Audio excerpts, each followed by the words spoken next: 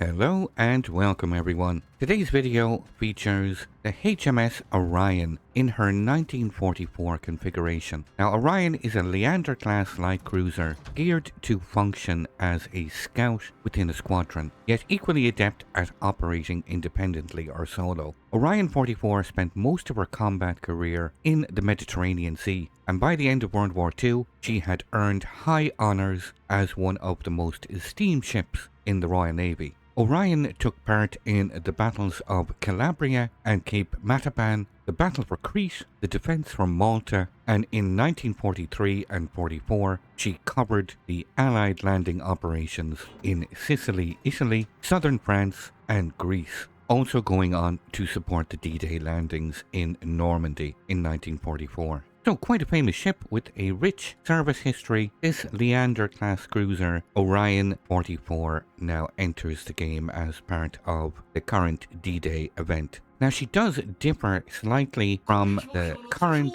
HMS Leander at Tier 6 in the Royal Navy tech tree. The biggest difference is Orion 44 gets the super heel or specialized repair team as opposed to the Leander smokescreen. You also get an engine boost, which is quite useful, and 8% speed boost. There are some slight differences in terms of ship stats comparing Orion to Leander. A half-second difference in main artillery reload, 2 kilometer improvement in range in the torpedoes, slightly less AA defenses compared to Leander, and marginally nerfed concealment by about 400 meters compared to Leander. But a very, very nice little ship, this Orion. So we got some very, very nice gameplay today. We'll just have a quick, very quick look at the armor layout. You can see here on screen, Orion is very lightly armored, using a port screenshot here of the armor layout. 13 millimeters bow and stern. The main deck and casemate is 16, the superstructure is 10 millimeters, and the belt armor consists of 100 millimeters. You can see the armor layout is identical, and the citadel is ever so slightly raised above the waterline, but most of it is under the waterline. Let me just quickly move on to the build I'm using before we jump into this gameplay, and it's some very nice aggressive gameplay in this game. I am using the Hydro mod, as you can see. I've gone with accuracy in slot 3, so nothing really out of the ordinary. The captain skills, pretty standard for a Royal Navy light cruiser. So this is the recommended build. So I hope you all enjoy this variant of the HMS Leander. Orion with this super heel does feel quite tanky. You can take on situations, as we're about to see, that normally one would never survive in a light cruiser. But enough with this, let's show the gameplay. Because, okay, Congo pops up.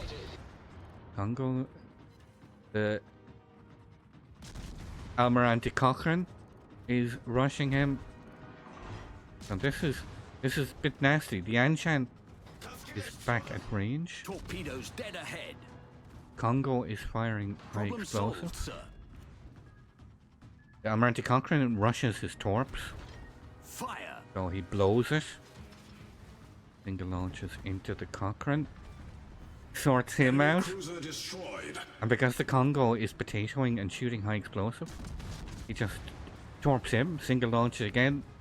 Flaps the Congo. And then he's already got his guns turned on the Anshan.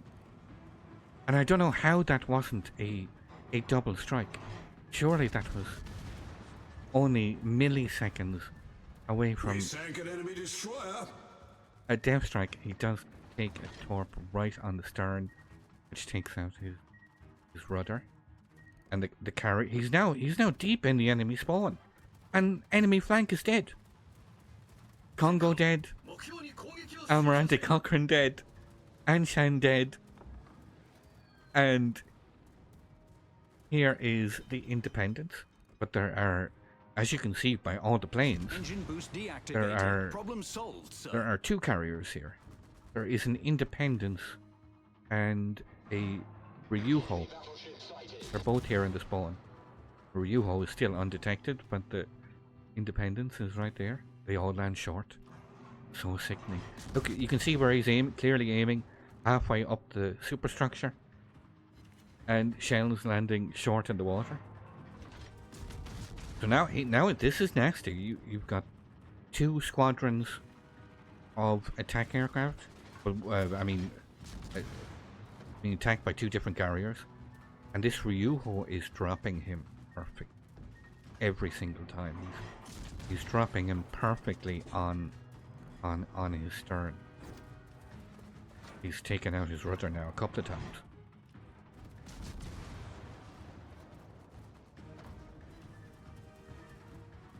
Again, the drop is absolutely perfect. He's taking torps from all angles, but he pops the heel, gets the heel off, and that super heel is massive. When you're taking damage like this, that super heel is nuts. He's been cross-dropped, and there's just torps coming from everywhere with two carriers coming after him. Does manage to slip his way through though. Carrier is about to get torped again. He's constantly being cross-dropped here. He did overturn there. He took a torp on the bow. Independence down. And he's literally sailed. He sailed into this spawn and absolutely tore this flank. A brand new asshole. Pardon my French. Tore it a brand new one. Still under max pressure from Ryuho is very good, I think. The Ryuho is getting absolutely top quality drops on him consistently. Trento's coming in. Trento is deadly if he starts utilizing that sap. And I think he makes the right play here. I think nipping in here behind the island is the right play. Trento was shooting AP, but even so, I think it's the right play just to pop in behind the island, pop the heel, give him a moment breathing space, and the Trento actually goes down. The Omaha takes him out. No, he's already. Remember, this is the tier 6 Orion. Already 122k damage. Already two devastating strikes. 4 kills. Already has the high caliber. And there are just over 9 minutes gone in this game. He came in and lapped this flank.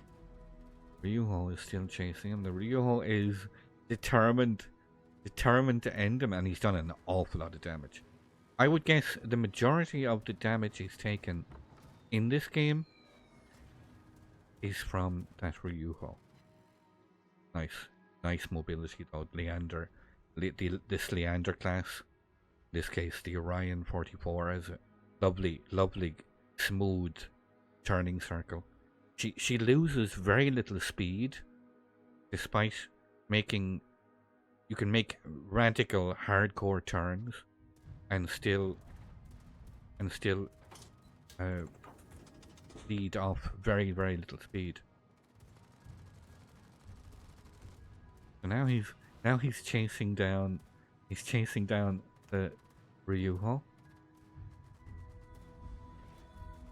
and the Ryuho is relentless. He's been attacking him for the last, I would say, 6 minutes. He shot down 24 planes, and that in itself is impressive.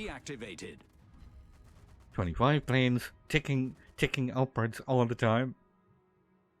He's baiting the enemy Ryuho in chat, telling him to give up already, which is quite funny.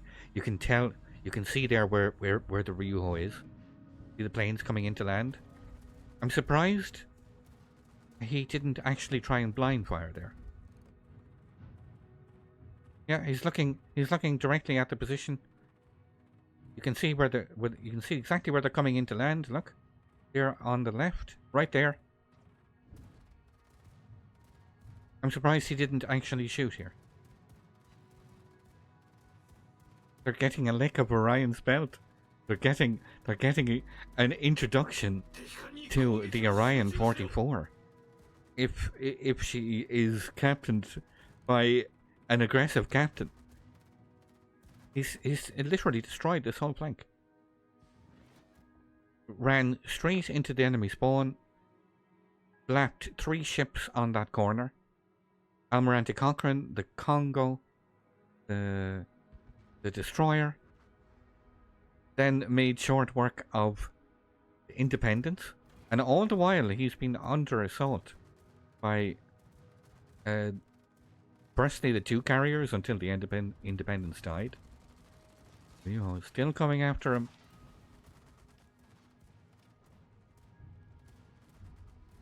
And I believe those...